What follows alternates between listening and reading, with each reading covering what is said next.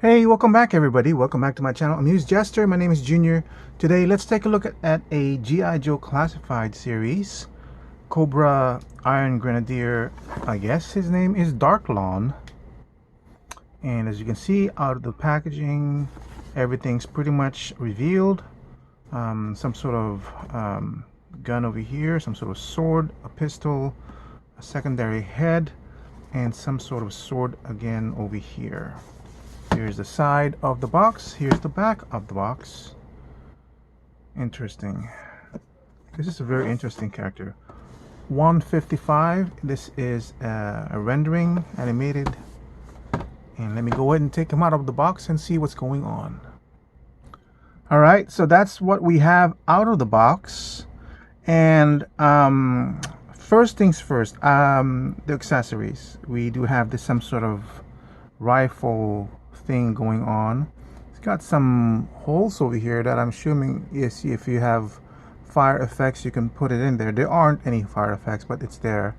Detail wise, as you can see, there's a lot of detail going on over there, but it's simply bare plastic, right? And I'll talk about that specifically later on. Here's a pistol. Again, the detail is there, but again, bare plastic. Now, let me talk about the bare plastic thing. I really am not complaining about that anymore. I do just want to point it out because this is $25, and I approve of how Hasbro is basically choosing their battles to keep the cost down. I don't know how much it costs to produce this. All I know is that any other paint application, every paint application adds to the total cost to me. So the detail is there. If I want to paint it up myself, I can. This is just a weapon, so it's not like there's a lot of articulation or joints moving, so it's gonna mess up my paint application if I want to.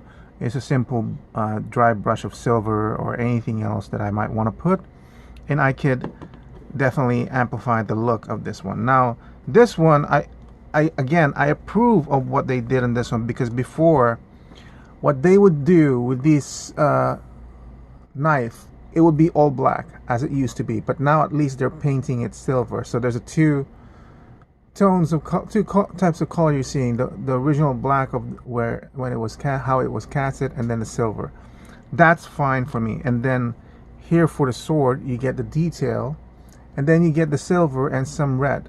Again, that's fine for me. Very minimalistic application of paint, but at least far better than if it was just a complete solid black, because you do see a differentiation between the two. I'm impressed that it actually came with a scabbard over here. Scabbard detail is well done, I think. I don't know why it has these two holes. Anyway, it's a detail here in the part of the scabbard on the top, some sort of brownish color to indicate leather around here, and then here at the very tip. That's perfectly fine for me. I don't need to be uber detailed and then have it cost $40 in terms of paint application. The sword obviously will go in there easily, not loose. It's not falling from the scabbard because it's really lightweight, but at the same time, it's not hard to put it in there.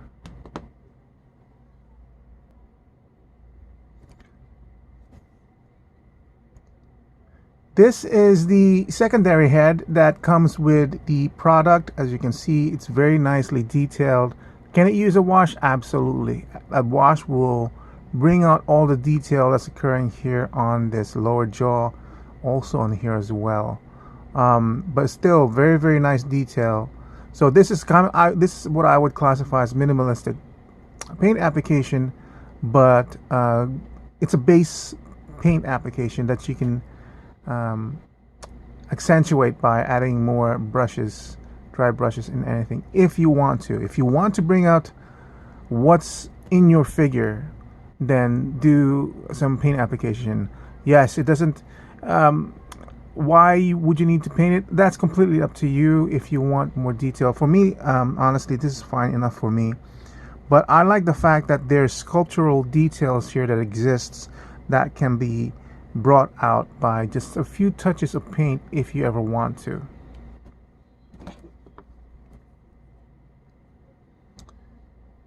Here is the head that comes with the unit. As you can see, it's much more simplified. I like the fact, I don't know who this figure is, I honestly don't, but can you see that goldish eye and red eye in there? That's pretty cool.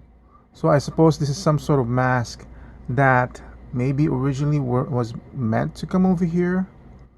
Actually, I kind of like that. I like the fact that this is they just gave a separate head instead of having this slip on and off, which I suppose they could have done, because as you can see, it's using the same back of the head. I have no idea who this figure is. I don't know if this is some sort of Cobra trooper, Cobra Iron Grenadier trooper, but I like how it looks. While we're here, we're going to look at the detail. This is a floating piece, as you can see. This is a base buck body, which is cool. This is also a floating piece, which you can bring down or up if you want to. The wrist is not. It's part of the sculpt, the same thing as this guard over here. The belt is not a floating piece, which is good. So it's not too. It doesn't make it too bulky, as you can see here in the straps here, which is floating. There's a difference between the two. This is just much more integrated into the sculpt of the unit. You have some pouches over here which are not painted, basically cast easily. It looks like the actual original cast is this orange color, which this is not. This is painted.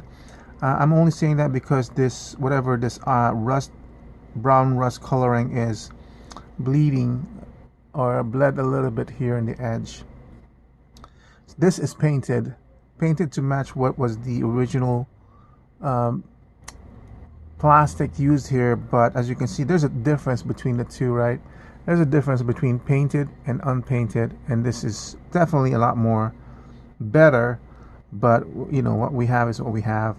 A small scabbard for the knife that's included, and this is a little bit more snug than the one on the sword, so you have to push it in, which is good because that way it's not gonna fall off. Kind of similar design as the one on the scabbard, full-length scabbard. I believe this is painted, but I'm not entirely sure. I know this is painted, so maybe the original paint is black, or the original plastic color is black. And then you have this one. This is a floating piece, but it looks like it's actually keyed in over here, so thank goodness I don't have to worry about this thing falling off and on. As you can see, it's loose here, but there is a key here attached to the boot, so it's not gonna fall off. Because this is like so big, you can easily tell if this had not been keyed, this will just keep on falling off. And here's the back of the unit. Oh, so that's the holster for the pistol. I like that. Oh, nice and snug, really nice. This is again sculpted into the crotch area, buttocks area. I like that. I like the fact that this is not floating and stuff like that. So let me go ahead and zoom out and we'll look at the articulation. All right, so how easy is it to remove? Oh wow, it just pops off very easily without any kind of problem. Pops back in easily as well. This, I like the fact that it includes a secondary head, and it just completely changes the look of the figure. For this one, he just has red slits for the eyes. As cool as this is, I actually kind of prefer him with the helmeted look. It seems like this would be more individualistic, and then this one would be more of the troop building capability. So let's look at the articulation. There is a joint on the base of the head and the base of the neck, so in conjunction or both working together. Disappointing that it's not able to look up at all, just a few degrees. A lot better moving forward, but still disappointing that it's not more than that with those two joints working together. a little bit to the side, and of course no problem swiveling around. As for the shoulder, not a problem. You do have a butterfold joint, so it is capable of a little bit of movement in and out. Like, that's straight for me, so right, that's basically straight, so I wouldn't say that it's able to move back or move inward, so unfortunate. Moving outward, that's a little bit better, but here's the thing, right? We already have this joint here, so even without utilizing, oh wow, look at that, it's not even, wow, interesting. Why didn't they just cut this all the way through here so that this shoulder joint can move more? Like, there's really nothing else going on over there. So that means, but wait, how is it able to do that? Huh. So now if I do that, then that is so weird. How is it? You do that. Maybe it was just stiff. No, like, see, look, I can't move it back like that using that same joint and the same cut of the joint. So in order for me to do that kind, I would have to use the bicep. Interesting. All right, so the bicep, you have the twist, obviously you have double jointed on the elbow, which gives you that much of a range. I already mentioned that this is one piece, there's no twist over there.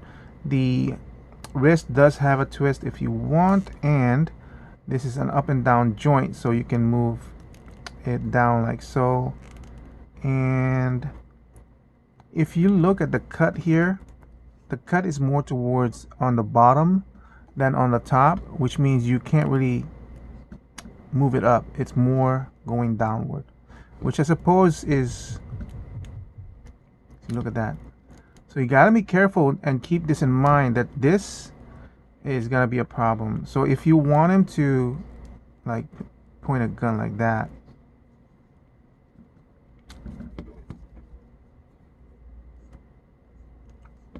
then you're utilizing the downward motion of that wrist.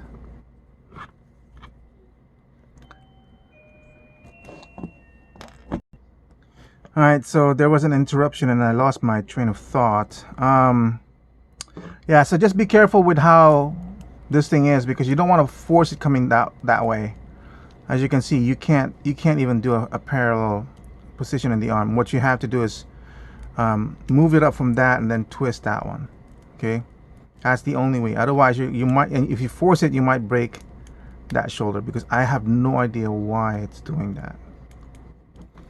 Okay, so the bend on the torso, as you can see, it's one of these. So moving forward is none. Moving backward, it's a little bit, actually that's better, way better, but nothing on the forward. It's weird. I don't know what's going on with that design. It's the same exact thing with Star Wars figures, and yeah, I don't know why. So it seems like there is a little bit of movement on the upper torso. Of course, it's also got this articulation at the waist, so you get a little bit more at the waist. So with these two, side to side, that's well done. Okay, and then of course you can twist it at the waist for all that movement. The crotch area or the waist area is pliable enough so it's moving away. I like the use of the plastic that they're using here rather than a solid piece. It's more rubbery, so it's moving out of the way of the abdomen area, and because it's rubbery, it's kind of stretching, so it fills in the gap. I like that. Let's see, does have a drop joint on the hip area that would increase your range, or maybe it's like at least it's like able to do a 90 degree. What happens without that drop down? Are you able to you do the same thing? So I don't know why you would require a drop down. See, Well, at least we have it, but as you can see now, it's beginning to get looser. It does have a thigh cut, thank goodness. They're still retaining that, and they're not removing that as they are doing with certain Star Wars figures, which I really don't like that they're doing that. Double jointed knees obviously will allow you quite a bit of range. Utilizing a drop down joint, it doesn't even give you that much of an articulation range to go this way, so I really don't understand why the drop, but it's there. Okay, that's fine, it's there. This one seems like it's stuck for me. Okay, it is moving forward. I'm really careful when it comes to these because this might break. It's moving forward a little bit, but not a lot because of the design of the boot. Let me just straighten it out. So that's moving forward. Moving back should be much better. Yes. And then of course you have the ankle rocker. These terms of articulation, I've learned from watching so many reviews from Robo Don't Know, and who else am I watching for my figures now? It's just kind of weird. It's just Robo now. Everything else is Transformers, which is kind of yeah, I don't know. Yeah. Anyway, so there it is. Let me put this, oops, let me put this on the back. Why are you doing that? It's just like it's a really tight area, and because of the angle, it's just kind of awkward. I really do like this. Look at that. I still don't understand why it's got two holes in there. And then of course, whatever this thing is, whatever kind of weapon this is, the weapon is, as you can see, very, very pliable. What do I think of that? Right now, I don't really mind. It's a thick gun. The question is it pliable enough that it's going to return back to the original shape? Because as you can see, I'm really having a hard time just putting this into the grip because the thumb is very rubbery. So I'll try to put the trigger finger in the trigger. That should make it better. But as you can see here from the bend, the design of this is kind of weird, right? So it's not clearing the palm to ensure that this is straight. It's I'm not sure if you can see, there's an actual gap in there. It's kind of weird. And because the articulation is up and down, yeah. So what kind of a weapon is that? It's gas powered. So what is this? Some sort of spikes? It's a rail gun maybe? I don't know. Like I said, I don't know anything particular about this figure, so I have to return this back so we can go ahead and finish the review of this figure. This figure is about 6 3/4 or 6.5 tall, 6 inches and a half.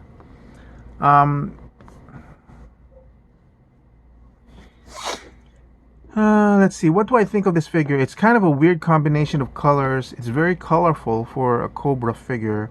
The drab green and the black, in conjunction with this blood or rusty brown look with the orange. It's like a G.I. Joe mash of coloring from the 1980s. It's kind of weird. I don't know if I like it or not. It's not. It doesn't feel like militaristic to me. But I'm gonna say I like it because it's gearing more towards the cartoon aesthetic, where it's a lot of colorful figures. Even though if you were to paint this up like in military fashion, darken it up, change the coloring and everything, I'm assuming that the sculpt, the design itself will be much more frightening, much more impressive, much more